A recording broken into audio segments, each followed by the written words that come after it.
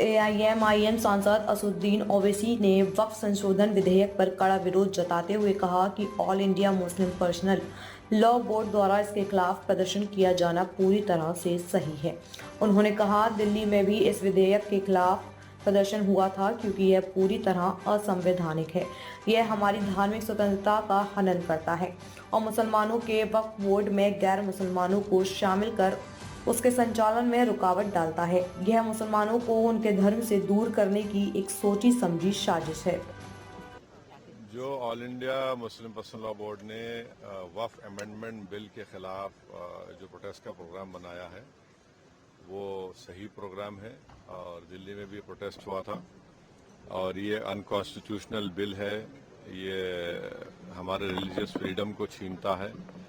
ये मुसलमानों के वक्फ बोर्ड में नॉन मुस्लिम्स को मेंबर बनाकर उनके उसके एडमिनिस्ट्रेशन में उसके चलाने में एक रुकावट पैदा करता है। तो ये वायलेशन है आर्टिकल 14 का, आर्टिकल 26 का और आर्टिकल 25 का।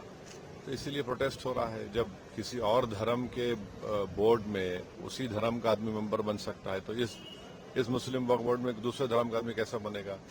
जब वहां पर लिमिटेशन एक्ट अप्लाई नहीं होता तो यहाँ पर लिमिटेशन एक्ट क्यों अप्लाई कर रहे हैं? ताकि जो लोग एंक्रोचर्स हैं उनको मालिक बनाना चाह रहे हैं और वक्फ यूजर को इस तरह से रख रहे हैं कि डिस्प्यूट है या गवर्नमेंट प्रॉपर्टी तो वक्फ यूजर नहीं होगा। अब डिस्प्यूट पैदा हो गया संभल की मस्जिद में तो वो नहीं रहेगा क्या वक्फ? वो पार्लियामेंट सामने मस्जिद है, दिल्ली गवर्नमेंट कहती है कि वो गवर्नमेंट प्रॉपर्टी है। अगर ये बिल लॉ बनेगा तो वो मस्जिद बोलेंगे वो गवर्नमेंट प्रॉपर्टी है। दिल्ली में 123 प्रॉपर्टीज ऐसे हैं। तो ये वक्फ के प्रोटेक्शन के लिए, वक्फ के इनकम में इजाफा करने के लिए, वक्फ के इंक्रोचमेंट हटाने के लिए नहीं लाया जा रहा है। ये एक प्रोजेक्ट है मुसलमानों के खिलाफ कि उनको उनके रिलीजन से दूर कर दिया जाए। उनके रिलीजियस प्रैक्टिस माने वक्फ करना एक हमारे लिए एक इबादत है, एक वर्शिप है, उससे महरूम करना चाहते हैं। तो ये असल मकसद है बीजेपी, नरेंद्र मोदी और RSS की कोशिश यही